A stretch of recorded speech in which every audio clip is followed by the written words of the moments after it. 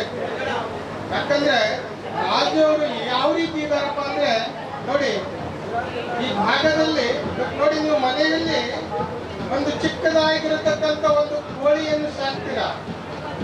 ಆ ಕೋಳಿ ಬೆಳೀತಾ ಬೆಳೀತಾ ದೊಡ್ಡದಾಗ್ತದೆ, ಎಲ್ಲಾ ಕಡೆ ಹೋಗಿ ತಿಂದು ಬಂದು ತಾನು ಮರಿಗಳನ್ನು ಹಾಕ್ತದೆ. ಆ ಮರಿಗಳಿಗೆ ಯಾವ ರೀತಿ ಆಶ್ರಯ ಕೊಟ್ಟು ಬೆಳೆಸ್ತದೋ ಆ ರೀತಿ ರಾಜ್ಯವರು ಎಲ್ಲರ ಸಹಾಯ ಸಹಕಾರ ರಾಜಕೀಯವಾಗಿ ತಗೊಂಡು ಈ ಭಾಗದ ಈ ಕ್ಷೇತ್ರದ 2 ಬ್ಲಾಕಿನಲ್ಲಿ ಅವರು ಎಲ್ಲರನ್ನು ಬೆಳೆಸಿ ಪೋಷಣೆ ಮಾಡತಕ್ಕಂಥ ಕಾರ್ಯ ನಮ್ಮ ರಾಜ್ಯವರು ಮಾಡತಕ್ಕಂಥ. ನಾನು ಏನಪ್ಪ ಯಾವುದೋ ಸ್ವರ್ಗಕ್ಕೆ ಬಂದೇನೋ, ಇಲ್ಲಿನ ಸಂಭ್ರಮ ಏನೋ ನೋಡಿ ನಾವು ಭೂಲೋಕದಲ್ಲಿದ್ದೀವೋ ಸ್ವರ್ಗದಲ್ಲಿದ್ದೀವೋ ಅಂತ ಡೌಟ್ ಬಂತು. ಆಮೇಲೆ ನನಗೆ ಏನಪ್ಪ ಇಲ್ಲಿ ಇವ್ರು ಯಾಕೆ ಸ್ವರ್ಗದಲ್ಲಿದ್ದಾರೆ, ಯಾಕೆ ರಾಜರ ಥರ ಇದ್ದಾರೆ ಅಂದರೆ ಅವ್ರ ಹೆಸರೇ ರಾಜು. ಅವ್ರ ಹೆಂಡತಿ ನೋಡಿದ್ರೆ ಉಷಾ ರಾಣಿ. ಅದರಿಂದ ಒಳ್ಳೆ ಅರಮನೆ ಕಟ್ಕೊಂಡಿದ್ದಾರೆ. ಅರಮನೆಯಲ್ಲಿ ಬಹಳ ಸಾಮಾನ್ಯವಾಗಿ ವಿವೇಕಾನಂದರ ಮಾತು ನೆನಪಾಗುತ್ತೆ, ಜನಪ್ರಿಯತೆ ಎಲ್ರಿಗೂ ಬರೋದಿಲ್ಲ. ಜನಪ್ರಿಯತೆ ಬರಬೇಕಾದ್ರೆ ಎಲ್ಲರಿಗಾಗಿ ನಮ್ಮ ಹೃದಯದಲ್ಲಿ ಭಾವನೆ ಇರಬೇಕು. ಮೈಸೂರು ಮಹಾರಾಜರಿಗೆ ಸ್ವಾಮಿ ವಿವೇಕಾನಂದರು ಅಮೇರಿಕದಿಂದ ಒಂದು ಪತ್ರದಲ್ಲಿ ಬರೀತಾರೆ, my dear prince, this life is short, the vanities of the world are transient, but they alone live who live for others, rest are more dead than alive ಅಂತ. ಅಂದರೆ ಇತರರಿಗಾಗಿ ಯಾರು ಬದುಕಿದಾರೋ ನಿಜವಾಗ್ಲೂ ಅವ್ರದೇ ಶ್ರೇಷ್ಠವಾದ ಜೀವನ. ದೇವರು ಎಲ್ರಿಗೂ ಅವಕಾಶ ಕೊಡೋದಿಲ್ಲ. ಕನಕದಾಸರು ಹೇಳ್ತಾರೆ, ನುಡಿ ನಡೆಯುವ ಕಾಲದಲ್ಲಿ ದಾನ ಮಾಡದೆ ಇರಲು ಅಡವಿಯೋಳು ಕೆರೆ ತುಂಬಿ ಬತ್ತಿದಂತೆ ಅಂತ. ಅದರಿಂದ ಶ್ರೀಮಾನ್ ರಾಜರು ಅವರು ಇಷ್ಟು ಜನಗಳನ್ನ ಕರೆಸಿ ನಮ್ಮ ಶ್ರೀಮಾನ್ ಉಮೇಶ್ ಶೆಟ್ಟಿ ಅವರು ಬಂದಿರೋದು ಬಹಳ ಸಂತೋಷ ಆಯಿತು. ಈ ಭಾಗದ ಭಾರತೀಯ ಜನತಾ ಪಾರ್ಟಿಯ ಮುಖಂಡರಾದಂಥ ರಾಜು ಅವ್ರಿಗೆ ಹುಟ್ಟುಹಬ್ಬದ ಆರ್ಥಿಕ ಶುಭಾಶಯನ ಕೋರ್ತಾ ಇದ್ದೀನಿ. ಅವ್ರಿಗೆ ಮುಂದಿನ ದಿನಗಳಲ್ಲಿ ಭಗವಂತ ಆಯುಷು, ಆರೋಗ್ಯ, ಐಶ್ವರ್ಯ, ಅದ್ರ ಜೊತೆಗೆ ಅಧಿಕಾರನ ಕೊಟ್ಟು ಕಾಪಾಡಲಿ ಅಂತ ಭಗವಂತ ಅಂತ ಬೇಡ್ಕೊತಿದ್ದೀನಿ. ಇವತ್ತು ಅವ್ರು ಮಾಡ್ತಾ ಇರ್ತಕ್ಕಂಥ ಜನಪರ ಕಾರ್ಯಗಳು ನೀವೇ ನೋಡಿದ್ದೀರಿ. ಇವತ್ತು ಏನು ಇದು ತಪಾಸಣಾ ಶಿಬಿರ ಇರ್ಬೋದು, ರಕ್ತದಾನ ಶಿಬಿರ ಇರ್ಬೋದು, ಶ್ರೀಮಂತರು ಬರ್ತಾ ಇದ್ದಾರೆ, ಅವರು ಸಹಿತ ನಾನು ಸ್ವಾಗತ ಕೊಡ್ತೀನಿ. ಮಾಡ್ತಾ ಇದ್ದಾರೆ. ಮುಂದಿನ ದಿನಗಳಲ್ಲಿ ಅವರ ಬೆನ್ನೆಲುಬಾಗಿ ನಾವೆಲ್ಲ ನಿಂತ್ಕೊಂಡು ಈ ಭಾಗದಲ್ಲಿ ಮುಂದಿನ ದಿನಗಳಿಗೆ ಹೋರಾಟ ಮಾಡಿ ಅವ್ರ ಗೆಲುವಿಗೆ ಕಾರಣಕರ್ತರಾಗ್ತಿದ್ದ ಹೇಳಕ್ಕೆ ಇಷ್ಟಪಡ್ತೀವಿ. ಅವ್ರ ಮಾರ್ಗದರ್ಶನ, ನಿಮ್ಮ ಮಾರ್ಗದರ್ಶನ ಇಲ್ಲ ಮಾರ್ಗದರ್ಶನ ಇಲ್ಲ. ರಾಜ್ಯ ಅವರಿಗೆ ಆರೋಗ್ಯ ಆಯಿಸ್ಕೊಟ್ಟು ಭಾಳ ಸಮಾಜ ಸೇವೆ ಮಾಡ್ತಾ ಇದ್ದಾರೆ. ನಮ್ಮ ಕ್ಷೇತ್ರದಲ್ಲಿ GBAಗೆ ಸದಸ್ಯರಾಗಿ ಬರಲಿ ಅಂತೇಳಿ ಭಗವಂತನಲ್ಲಿ ಪ್ರಾರ್ಥನೆ ಮಾಡ್ತೀನಿ.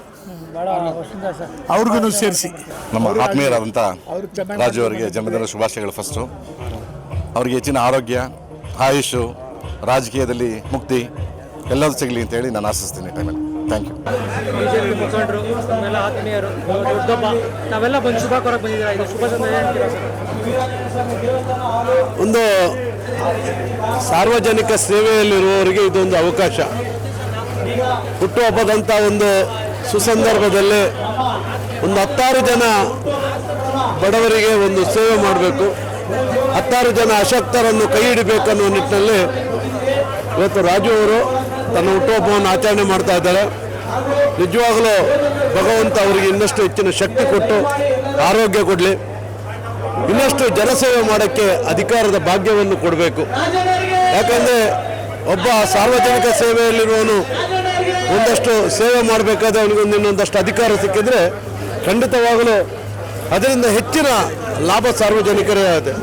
ಆದ್ದರಿಂದಾಗಿ ಒಬ್ಬ ಆತ್ಮೀಯ ಸ್ನೇಹಿತರು ಇವತ್ತವರ ಜನ್ಮದಿನವನ್ನು ಬಡವರ ಜೊತೆ ಸೇರಿಕೊಂಡು, ಅಶಕ್ತರ ಜೊತೆ ಸೇರಿಕೊಂಡು, ವಿದ್ಯಾರ್ಥಿಗಳ ಜೊತೆ ಸೇರಿಕೊಂಡು, ಪೌರ ಕಾರ್ಮಿಕರ ಜೊತೆ ಸೇರಿಕೊಂಡು ಈ ರೀತಿ ವಿನೂತನವಾಗಿ ಆಚರಣೆ ಮಾಡ್ತಾರೆ. ಅಂದರೆ ಎಲ್ಲೋ ಒಂದು ಕಡೆ ಭಗವಂತ ಅವರಿಗೆ ಇನ್ನಷ್ಟು ಸೇವೆ ಮಾಡುವ ಅವಕಾಶವನ್ನು ಕೊಡ್ತಾ ಇದ್ದಾರೆ ಅಂತ ಅರ್ಥ. ಹಾಗಾಗಿ ಆ ಸೇವೆಯನ್ನು ಭಗವಂತ ಮಾಡಲಿ ಅಂತ ನಾನು ಈ ಮೂಲಕ ಆಶಿಸ್ತಾ ಇದ್ದೇನೆ. ಸರ್ ಆಗಸ್ಟ್ 30 ಒಳಗಡೆ ಕೋರ್ಟ್ ಹೇಳಿದೆ ಎಲೆಕ್ಷನ್ ಮಾಡ್ಬೇಕು GB ಅಂತ, ಯಾಕೋ ವಿಳಂಬ ಆಗ್ತಾನೆ ಇದೆಯಲ್ಲ ಸರ್? ಸರ್ಕಾರ ಯಾವ ರೀತಿ ನಡ್ಕೊಳ್ತಾ ಇದೆ ಅನ್ನೋದು ಈಗ ಎಲ್ಲರಿಗೂ ಗೊತ್ತಿದೆ. ಚುನಾವಣೆ ಮಾಡೋಕ್ಕೆ ಸರ್ಕಾರದ ಹತ್ರ ದುಡ್ಡಿಲ್ಲ ಅಂತ ಸರ್ಕಾರ ಈಗಾಗಲೇ ಹೇಳಿದೆ. ಚುನಾವಣೆ ಮಾಡೋಕ್ಕೆ ದುಡ್ಡಿಲ್ಲ ಅಂತ ಹೇಳಿದ ಮೇಲೆ ಚುನಾವಣೆ ಮಾಡೋಕ್ಕೆ ಅವ್ರು ತಯಾರಿದ್ದಾರೆ. ಕೋರ್ಟ್ಗೆ ಇನ್ನೊಂದೇನಾದರೂ ರೀಸನ್ ಕೊಟ್ಟೇ ಕೊಡ್ತಾರೆ ನೆಕ್ಸ್ಟ್. ಹಾಗಾಗಿ ಚುನಾವಣೆ ಆಗಲೇಬೇಕು. ಸಾರ್ವಜನಿಕರಿಗೆ ಫಸ್ಟ್ ಯಾರಾದರೂ ಅಪ್ರೋಚೇಬಲ್ ಪರ್ಸನ್ ಇದ್ದಾರೆ ಅಂದರೆ ಅದು ಲೋಕಲ್ ಬಾಡಿಯವರು. ಲೋಕಲ್ ಬಾಡಿ ಪಾಲಿಕೆ ಸದಸ್ಯರಾಗಿ ಯಾರು ಆಯ್ಕೆ ಆಗ್ತಾರೆ ಅವರೇ ಸಾರ್ವಜನಿಕರ ಎಲ್ಲ ಕುಂದುಕೊರತೆಗಳನ್ನು ನಾವು ಕೆಲಸ ಮಾಡೋಕ್ಕೆ ತಯಾರಿರುವವರು. ಅಂಥವರು ಇಲ್ಲದೆ ಕಳೆದ 6 ವರ್ಷ ಆಗಿದೆ. 6 ವರ್ಷಗಳಿಂದ ಇವತ್ತು ಇಡೀ ಒಂದು ಕಂಪ್ಲೀಟ್ ಸಿಸ್ಟಮೇ ಕೊಲಾಪ್ಸ್ ಆಗೋಗ್ಬಿಟ್ಟಿದೆ. ಸರ್ಕಾರ ಇದೆ, ಶಾಸಕರಿರ್ತಾರೆ, ಮಂತ್ರಿಗಳಿರ್ತಾರೆ, ಆದರೆ ಸಾಮಾನ್ಯ ಜನರ ಕಷ್ಟ ಕೇಳುವಂಥ ವ್ಯಕ್ತಿಗಳು ಇಲ್ಲ. ಹಾಗಾಗಿ ಚುನಾವಣೆ ಆದಷ್ಟು ಬೇಗ ಆಗಲಿ ಅಂತ ನಾನು ಆಶಿಸ್ತೇನೆ. ಸ್ನೇಹಿತರು, ನಾಗರಬಾವಿ ಮುಖಂಡರು, ವಾರ್ಡಿನ ಮುಖಂಡರು, ನಮ್ಮ ಪಾರ್ಟಿಯ ನಾಯಕರು ಅವರ ಹುಟ್ಟುಹಬ್ಬದ ಸಂದರ್ಭದಲ್ಲಿ ಶುಭ ಹಾರೈಸಲಿಕ್ಕೆ ಬಂದಿದ್ದೀನಿ. ನಮ್ಮ ರಾಜಣ್ಣವರಿಗೆ ಒಳ್ಳೆಯದಾಗಲಿ, ಅವರು ಭಗವಂತ ಆಸೆ ಆಕಾಂಕ್ಷೆಗಳಲ್ಲಿ ಈಡೇರಿಸಿ ಅವರ ರಾಜಕೀಯ ಭವಿಷ್ಯ ಇನ್ನೂ ಉಜ್ವಲವಾಗಿ ಸಕ್ಸಸ್ಫುಲ್ ಆಗಿ ಆಗಲಿ ಅಂತೇಳಿ ಅವ್ರ ವಿಶ್ ಮಾಡಕ್ಕೆ ಬಂದಿದ್ದೀವಿ.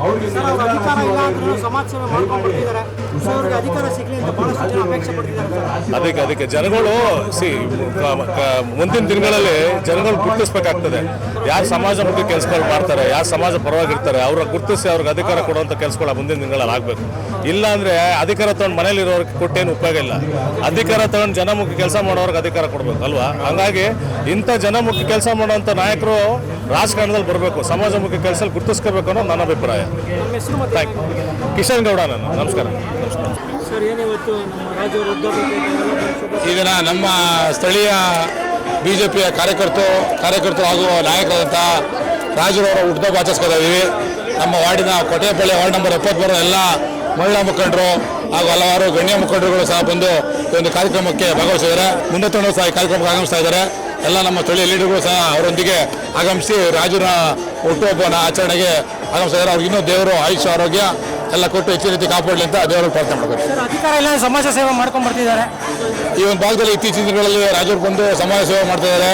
ಈ ದಿನ ಬೆಳಗ್ಗೆಯಿಂದ ಬಡ ಮಕ್ಕಳಿಗೆ ಪುಸ್ತಕ ವಿತರಣೆಗಳು, ಬ್ಯಾಗ್ ವಿತರಣೆ ಹಾಗೂ ಪೌರ ಕಾರ್ಮಿಕರಿಗೆ ಬಟ್ಟೆ ವಿತರಣೆ ಹಾಗೂ ಅನ್ನ ಸಂತರ್ಪಣಾ ಕಾರ್ಯಕ್ರಮ ಮಾಡಿದ್ದಾರೆ. ಅವ್ರಿಗೂ ಅವ್ರ ಕುಟುಂಬಕ್ಕೂ ಒಳ್ಳೆಯದಾಗಲಿ. ಎಷ್ಟೋ ನನ್ನ ಆತ್ಮೀಯ ಬಂಧುಗಳು ಹಾಗೆ ನನ್ನ ಎಲ್ಲ ಸ್ನೇಹಿತರು ಇವತ್ತು ಈ ಅವರ ಸ್ನೇಹಿತನನ್ನು ಒಂದು ರಾಜಕೀಯವಾಗಿ ಬೆಳೆಸಬೇಕು ಅಂತ ಇಚ್ಛೆಪಟ್ಟು ಇಷ್ಟೊಂದು ಅದ್ದೂರಿಯಾದ ಒಂದು ಕಾರ್ಯಕ್ರಮದಲ್ಲಿ ಎಲ್ಲರೂ ಹಗಲು ಇರುಳು ನನ್ನ ಜೊತೆ ಇದ್ದು ಈ ಒಂದು ಕಾರ್ಯಕ್ರಮವನ್ನು ಯಶಸ್ವಿಯಾಗಿ ಮಾಡಿದಂಥ ಪ್ರತಿಯೊಂದು ನನ್ನ ಸ್ನೇಹಿತರಿಗೂ, ನನ್ನ ಬಂಧು ಮಿತ್ರರಿಗೂ, ನನ್ನ ಎಲ್ಲ ಮುಖ್ಯವಾಗಿ ಇವತ್ತು ಇಲ್ಲಿ BBMP ನಮ್ಮ ಪೌರ ಕಾರ್ಮಿಕರು ಸಹ ಬಂದಿದ್ದಾರೆ. ಇವರು ಸುಮಾರು ವರ್ಷಗಳಿಂದ ನನ್ನ ನೋಡ್ತಾ ಇದ್ದಾರೆ. ನಾವು ಒಂದು ಕಾರ್ಯಕ್ರಮವನ್ನು ಮಾಡಬೇಕಂದ್ರೆ ಹಲವಾರು ಒಬ್ಬರು ನೆರವು ಆಗಲೇಬೇಕು. ನಮ್ಮ ಪೌರ ಕಾರ್ಮಿಕರು ಅಷ್ಟೇ ಸ್ವಇಚ್ಛೆಯಿಂದ ಬಂದು ಈ ಒಂದು ಕಾರ್ಯಕ್ರಮದಲ್ಲಿ ಪಾಲ್ಗೊಂಡು ಸುಮಾರು ಕಾರ್ಯಕ್ರಮಗಳಲ್ಲಿ ಮತ್ತೆ ಇಲ್ಲಿನ ಸ್ವಚ್ಛತೆಯನ್ನು ಕೂಡ ಅವರೇ ಖುದ್ದು ಬಂದು ನಾವು ಏನೂ ಹೇಳಿಲ್ಲ, ಅವರೇ ಖುದ್ದಾಗಿ ಬಂದು ನಿರ್ವಹಿಸ್ತಾ ಇದ್ದಾರೆ. ಅವರಿಗೆ ಸಹ ಅಭಿನಂದನೆ ಇಚ್ಛೆಪಡ್ತೇನೆ. ಹಾಗೂ ಇಲ್ಲಿ ಶಾಲಾ ಮಕ್ಕಳನ್ನು ಕರ್ಕೊಂಡು ಬಂದಿರುವಂಥ ಎಲ್ಲ ಶಿಕ್ಷಕರಿಗೂ ಸಹ ಅವರ ಒಂದು ಮಾರ್ಗದರ್ಶನದಂತೆ ಮಕ್ಕಳಿಗೆ ಏನು ಬೇಕೋ ನಮ್ಮ ಕೈಲಾದಂಥ ಸಹಾಯ ಕೂಡ ಇವತ್ತು ನಾವು ಮಾಡ್ತಾ ಇದ್ದೇವೆ. ಹಾಗೆಯೇ ರಕ್ತದಾನ ಶಿಬಿರ ಆಗಿರ್ಬೋದು, ನನ್ನ ನಾಗರಬಾವಿ ನಾಗರಿಕರ ಒಕ್ಕೂಟದ ದಿಗ್ಗಜರು ನಮ್ಮ ಮೋಹನರಮಣ್ಣ ಆಗಿರ್ಬೋದು, ನಮ್ಮ ಮೈಸೂರಪ್ಪ ಅವರಾಗಿರ್ಬೋದು, ನಮ್ಮ ಶಿವಲಿಂಗಣ್ಣ ಆಗಿರ್ಬೋದು, ನಮ್ಮ ಮಂಜಣ್ಣ ಆಗಿರ್ಬೋದು, ನಮ್ಮ ಕೆಂಪಣ್ಣ ಆಗಿರ್ಬೋದು, ಹಾಗೆಯೇ ಪ್ರಭುಣ್ಣ, ಆಮೇಲೆ ಅರುಣಣ್ಣ, ಸುಮಾರು ಜನ ಇದ್ದಾರೆ. ಇವರೆಲ್ಲರೂ ಸಹ ನನ್ನ ಗುರುತಿಸಿ ಈ ಒಂದು ಸಂದರ್ಭದಲ್ಲಿ ರಾಜಣ್ಣ ರಾಜಕೀಯವಾಗಿ ಬಂದರೆ ಒಂದು ಒಳ್ಳೆ ಕೆಲಸವನ್ನು ಅವ್ರ ಕೈಲಿ ಮಾಡಿಸ್ಬೋದು, ನಾವು ಮುಂದೆ ನಿಂತ್ಕೊಂಡು ಅಂತ ಒಂದು ಇಚ್ಛೆ ಪಟ್ಟು ಎಲ್ಲರೂ ಒಪ್ಪಿಗೆ ಪಡ್ಕೊಂಡು ಈ ಒಂದು ರಾಜಕೀಯವಾಗಿ ಬರಬೇಕು ಅಂತ ಇಚ್ಛೆ ಪಟ್ಟು ನಾವು ಹೊರಗಡೆ ಬಂದಿದ್ದೀವಿ. ಆದರೆ ಈ ರಾಜಕೀಯದಿಂದ ನಮಗೆ ಆಗಬೇಕಾದದ್ದು ಏನಿಲ್ಲ. ಆದರೆ ನಮ್ಮಿಂದ ಖಂಡಿತವಾಗಿ ಈ ನಮ್ಮ ನಾಗರಬಾವಿ ನಾಗರಿಕ ಬಂಧುಗಳಿಗೆ ನಾವು ಒಂದು ಋಣ ತೀರಿಸ್ತೀವಿ. ಒಂದು ಅಚ್ಚುಕಟ್ಟಾದ ಒಂದು ಏನು ನಮಗೆ ಸಿಕ್ಕಂತ ಒಂದು ಕರ್ತವ್ಯವನ್ನು ಯಾವ ರೀತಿ ಮಾಡಬೇಕು, ಯಾವ ರೀತಿ ಅಚ್ಚುಕಟ್ಟಾಗಿ ಪ್ರತಿಯೊಬ್ಬರಿಗೂ ಮನೆ ಮನೆ ಬಾಗಿಲು ಎಲ್ಲ ನಾಗರಭಾವಿ ನಾಗರಿಕರು ಅಂದರೆ ಅವರು ಯಾರು ಇಲ್ಲಿ ಆ್ಯಕ್ಚುಲಿ ಎಲ್ಲರೂ ಸುಮಾರು ಜನ ಇಲ್ಲಿ ರಿಟೈರ್ಡ್ದವರೇ ಇರೋದು. ಅವರೆಲ್ಲ ಒಂದು ಕನಸನ್ನು ಕಟ್ಟಿ ನಾಗರಭಾವಿನ ಕಟ್ಟಿದ್ದಾರೆ. ಅವ್ರು ಏನು ಕಟ್ಟಿದ್ದಾರೆ ಅದನ್ನ ಮೂಲ ಸೌಲಭ್ಯ ಆಗಿರ್ಬೋದು, ಮತ್ತೊಂದು ಯಾವುದೇ ರೀತಿಯ ಒಂದು ಸೌಲಭ್ಯ ಆಗಿರ್ಬೋದು, ಅವ್ರ ಜೊತೆಗೂಡಿ ಈ ಒಂದು ನಾಗರಭಾವಿ ವಿನಾಯಕ ಅಲೆವೇಟ್ ಬಡಾವಣೆಯನ್ನು ನಾವು ಇನ್ನೂ ಅದ್ದೂರಿಯಾಗಿ ನಾವು ಕೊಡ್ತೀವಿ ಅಂತ, ಈ ಅಭಿವೃದ್ಧಿ ಮಾಡಿ ನಾವು ಕೊಡ್ತೀವಿ ಅಂದ್ಬಿಟ್ಟು ಈ ಒಂದು ಸಂದರ್ಭದಲ್ಲಿ ಸಹ ನಾವು ಹೇಳಕ್ಕೆ ಇಚ್ಛೆ ಪಡ್ತೇವೆ.